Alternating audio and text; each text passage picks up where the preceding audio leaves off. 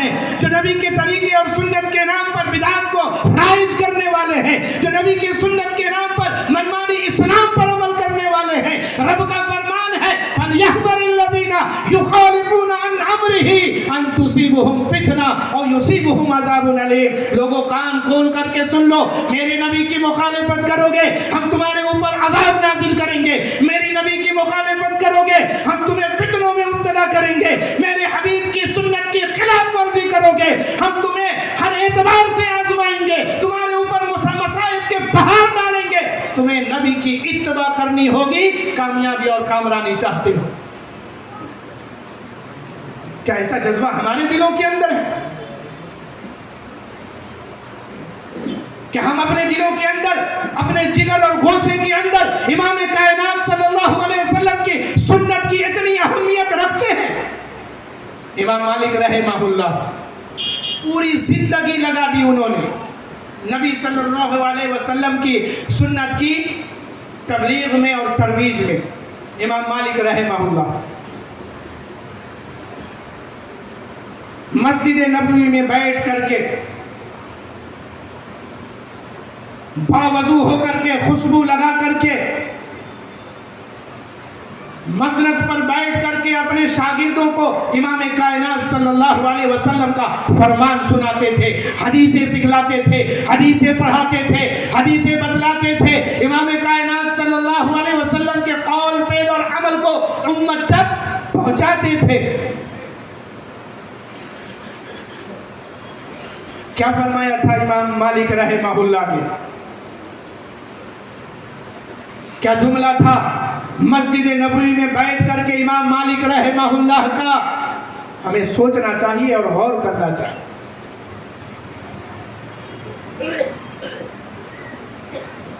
ابھی صدارتی خطاب میں جو آپ نے سنا ہے کہ ہم اللہ اور رسول کے بات پر کسی اور کے بات کو پریفرنس دیتے ہیں، ترجیح دیتے ہیں، اولیت دیتے ہیں، قرآن اور حدیث کو بازو میں رکھ کر کے ہم قول اقوال کو اور علماء اکرام کی باتوں کو ترجیح دینا شروع کر دیتے ہیں۔ امام مالک رحمہ اللہ کے اس قول کو سننا اور سمجھنا چاہیے۔ ہم نے اپنے نبی کو کتنا معمولی بنا دیا۔ اللہ محفوظ رکھے امت محمدیہ کو، ہم تمام لوگوں کو۔ ہم صرف نام کے محمدی رہ گئے ہیں،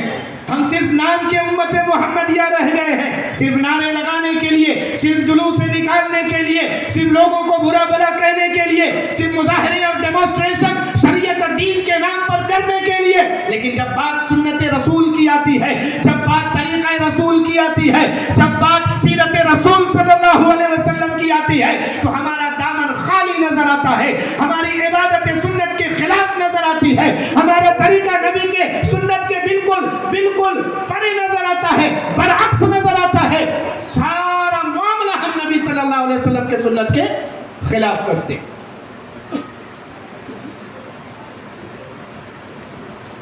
اور امام مالک رحمہ اللہ نے کیا فرمایا نبی صلی اللہ علیہ وسلم کے بارے میں؟ فرماتے ہیں کل قول یوخذ ویرد الا صاحب هذا القبر واشار بیدہ۔ فرماتے ہیں امام مالک رحمہ اللہ کل قول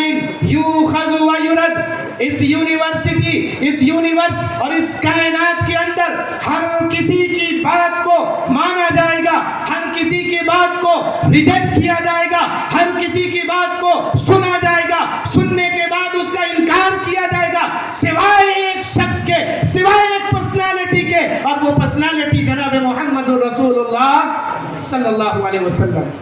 صرف ایک ذات اللہ کے بعد ایسی ہے جس کی بات کو صرف مانا جائے گا، اس کا انکار نہیں کیا جائے گا، اس کا اقرار کیا جائے گا، اس کو ریجیکٹ نہیں کیا جائے گا، اس کو ایکسپٹ کیا جائے گا، اس کو نظر انداز نہیں کیا جائے گا، اس کو قبول کیا جائے گا۔ اور جب تک ہم اس کو قبول نہ کر لیں، عرش والا ہم سے خوش اور راضی نہیں ہو سکتا۔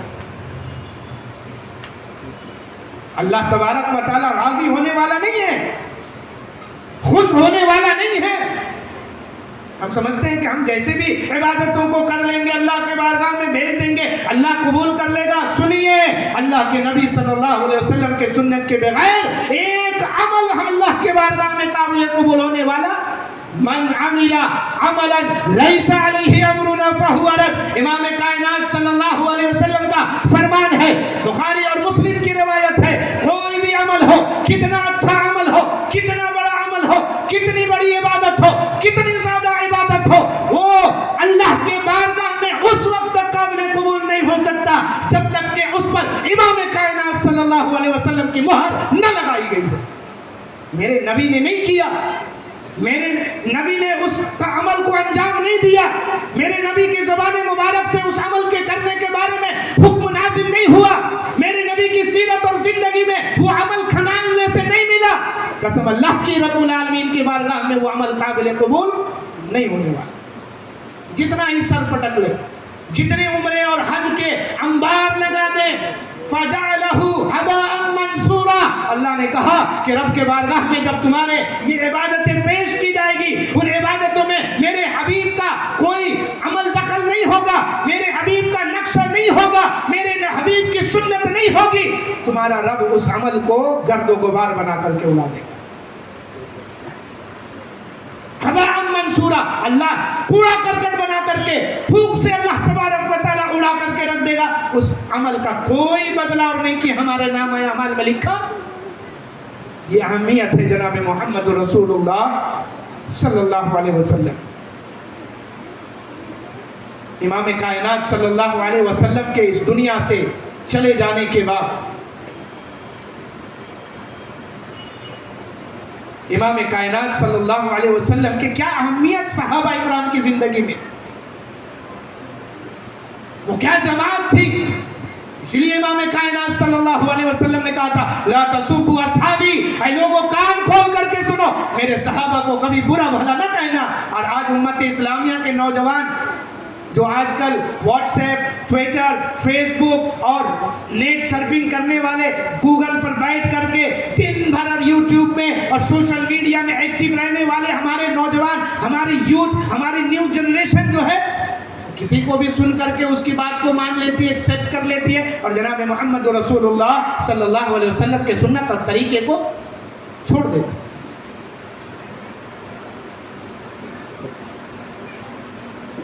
صحابہ اکرام کے اندر کون سا جذبہ تھا, صحابہ اکرام کیسی محبت کرتے تھے جناب محمد رسول اللہ صلی اللہ علیہ وسلم سے. ان کے زندگی میں سنت کی کتنی عظیم اہمیت تھی. دنیا کی ساری باتیں, دنیا کے سارے اشخاص, دنیا کی ساری پرسنالٹی اللہ اور جناب محمد رسول اللہ صلی اللہ علیہ وسلم کے بعد ان کا نمبر آتا. چاہے ماں باپ ہو, چاہے بیوی ہو, چاہے بچے ہو, چاہے دوست ہو, چاہے رشتہ دار ہو, چاہے محلے والے ہو, چاہے معاشرے والے ہو, اللہ اور رسول کے بعد ہی ان کا نمبر. اور ہماری زندگی میں ہم پریفرنس کس کو دیتے ہیں؟ اپنے دوستوں کو, اپنی بیوی کو, اپنے بچوں کو, اپنے خواہشات اور ڈیزائرز کو, اور اپنے منمانی کاموں کو.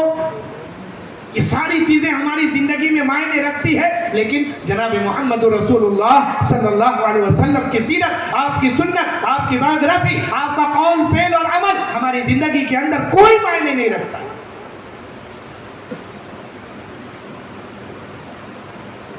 لیکن صحابہ اکرام کتنا عزت اور احترام کرتے تھے جناب محمد رسول اللہ صلی اللہ علیہ وسلم کا,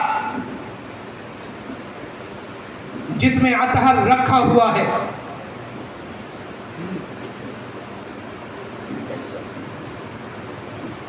جان نکل کر کے اللہ رب العالمین کے پاس پہنچ گئی, آسمان پر لے جایا گیا, جس میں مبارک یہاں پڑا ہوا ہے ساکین. اختلاف, کنٹروورسی شروع ہو جاتی ہے صحابہ اکرام میں. امام کائنات صلی اللہ علیہ وسلم کے اس دنیا سے چلے جانے کے بعد مسند خلافت کا حقدار کون ہوگا, خلیفہ کون بنایا جائے گا, کون خلیفۃ المسلمین کے مسند پر جلوہ افروز ہوگا, کس کو بنایا جائے.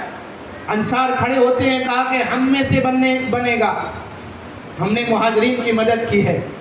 مہاجرین میں سے کچھ لوگ صحابہ اکرام کھڑے ہوتے ہیں، کہتے ہیں کہ ہم نے اپنا گھر بار چھوڑا ہے، مائیگریٹ کر کے ہجرت کر کے ہم مکہ سے مدینہ آئے ہیں، تجارت چھوڑا، سرزمین چھوڑی، بیوی بچے چھوڑے، والدین چھوڑے، رشتہ داری ریلیشن شپ توڑ کر کے ہم اللہ کے رسول کی محبت میں مکہ سے مدینہ چلے آئے، خلافت کے ہم زیادہ حقدار ہیں۔ کنٹروورسی چل رہی ہے، فیصلہ کون کرنے والا ہے؟ فیصلہ کرنے والا آج اس دنیا سے رخصت ہو گیا، جان جانے آفریقہ کے پاس چلی گئی، امام کائنات اس دنیا سے آخری لمحے میں ہے، زبان مبارک پر اللہ رب العالمین سے ملاقات کی خواہش ہے، اللہم بالرفیق الاعلی، انتہا درجے کی تکلیف جناب محمد رسول اللہ صلی اللہ علیہ وسلم، پیروں میں طاقت اور جنبش نہیں ہے، حرکت دے کر کے کمرے سے نکل کر کے مسجد نبوی میں جا کر کے مصلی پر کھڑے ہو کر کے لوگوں کی امامت کروائے، جب اٹھنے کی کوشش کرتے ہیں جناب محمد رسول اللہ صلی اللہ علیہ وسلم گشی کھا کر کے گر جاتے ہیں زمین پر، بے ہوش ہو جاتے ہیں، انکانشیس ہو جاتے ہیں، پھر آپ کو غسل دیا جاتا ہے، پھر آپ کو تیار کیا جاتا ہے، پھر آپ کھڑے ہوتے ہیں، بے ہوش ہو کر کے گر جاتے ہیں۔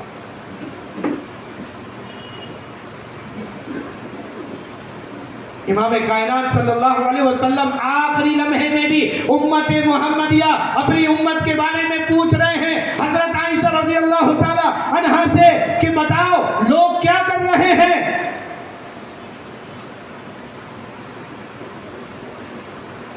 عائشہ رضی اللہ تعالی عنہا فرماتی ہیں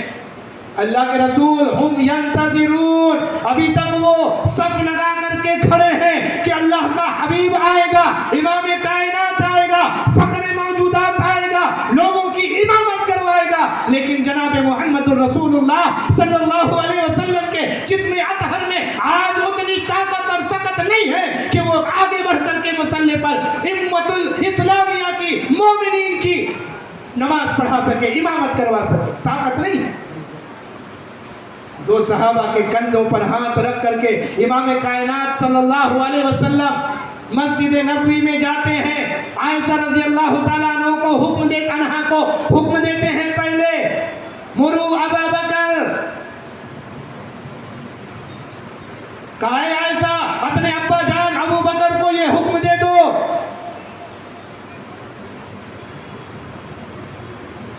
ان یصلون الناس، کہ جا کر کے وہ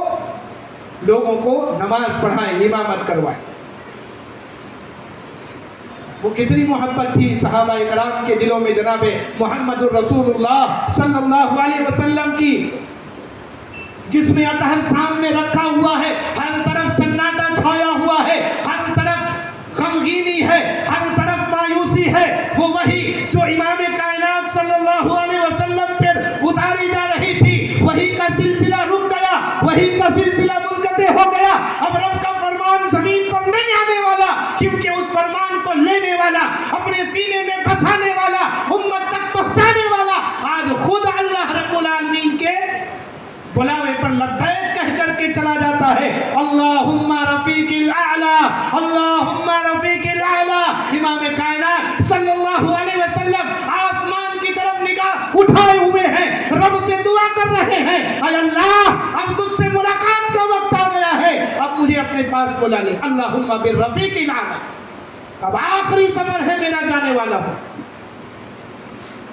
اور جاتے جاتے امام کائنات صلی اللہ علیہ وسلم کے زبان مبارک پر امت کی فکر ہے، امت کی دعا ہے، اور کہتے ہیں، حکم دیتے ہیں، وصیت کرتے ہیں، الصلاۃ الصلاۃ وما ملکت ایمانکم، اے میرے امت کے لوگوں، اے امت اسلامیہ کے لوگوں، اے آخری نبی کی امت، سنو کان کھول کر کے، الصلاۃ الصلاۃ، کبھی نماز ضائع نہ کرنا، کبھی نماز ترک نہ کرنا، ہمیشہ نماز پڑھتے رہنا، ہمیشہ رب کے سامنے جھکتے رہنا، ہمیشہ اللہ کو یاد کرتے رہنا، تمہاری پیشانیاں ہمیشہ صرف خالق حقیقی کے سامنے جھکنی چاہیے۔